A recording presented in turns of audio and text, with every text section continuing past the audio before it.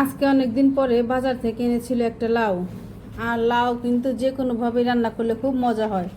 Hello everyone, আসসালামু আলাইকুম। কেমন আছেন সবাই? আশা করি সবাই ভালো আছেন। আলহামদুলিল্লাহ, আমরাও ভালো আছি।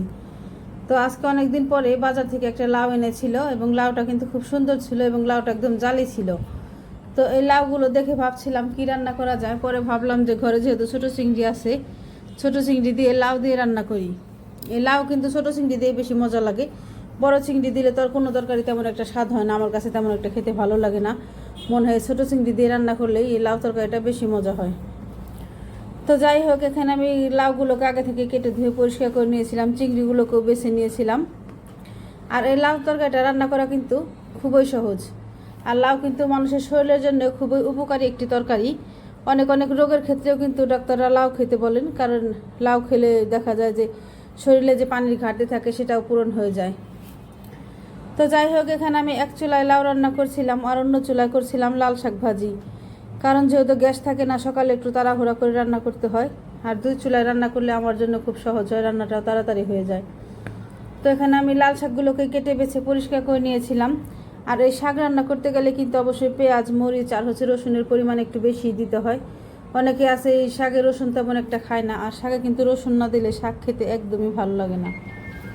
তো এই শাকগুলোকে আগে কিন্তু আমি সিদ্ধ করে নিয়েছিলাম, সিদ্ধ করে পানি শুকিয়ে নিয়েছিলাম, তারপর এগুলোকে বাগার দিয়েছিলাম শুকনো মরিচ আর রসুন দিয়ে। তো আমার দুইটা রান্নাই কিন্তু খেতে মাশাআল্লাহ বেশ মজা হয়েছিল। এই দুইটা রান্না ছাড়াও কিন্তু আমি আরও রান্না করেছিলাম। সবগুলো রান্না তো এক ভিডিওতে দেখানো সম্ভব না, তাহলে কিন্তু ভিডিওটা অনেক বেশি বড় হয়ে যায়। সেই জন্য আমি শুধু আপনাদের সাথে এই দুইটা রান্নাই শেয়ার করছি।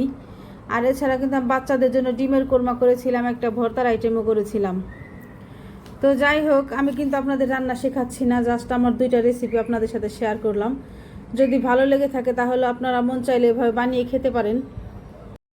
আগের দিনে যখন লাল শাক দিয়ে ভাত খেতাম, তখন কিন্তু এই লাল শাক দিয়ে ভাত মাখানোর সাথে সাথে এই ভাতগুলো একদম লাল হয়ে যেত এবং খেতেও কিন্তু খুব ভালো লাগতো।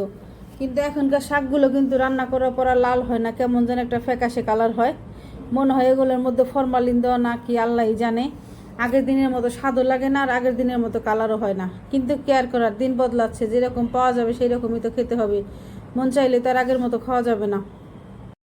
অনেকে আছে শাক বাগারের সময় শুকনো মরিচ রসুন দেয় না, আর এই শুকনো মরিচ না দিলে কিন্তু আমার মনে হয় যে শাকের যে মেন স্বাদ সেটা কিন্তু পাওয়া যায় না। আর এই শাক খাওয়ার সময় যদি একটা ভাজা মরিচ নেওয়া যায় সাথে, তাহলে কিন্তু কোনো কথাই নেই, একদম খেতে অনেকই মজা লাগে গরম ভাতের সাথে খেলে।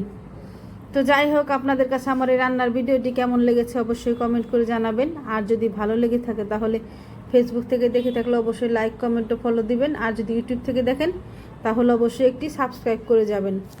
আমার এই ভিডিওটি দেখার জন্য ধন্যবাদ সবাইকে। ভালো থাকবেন সবাই।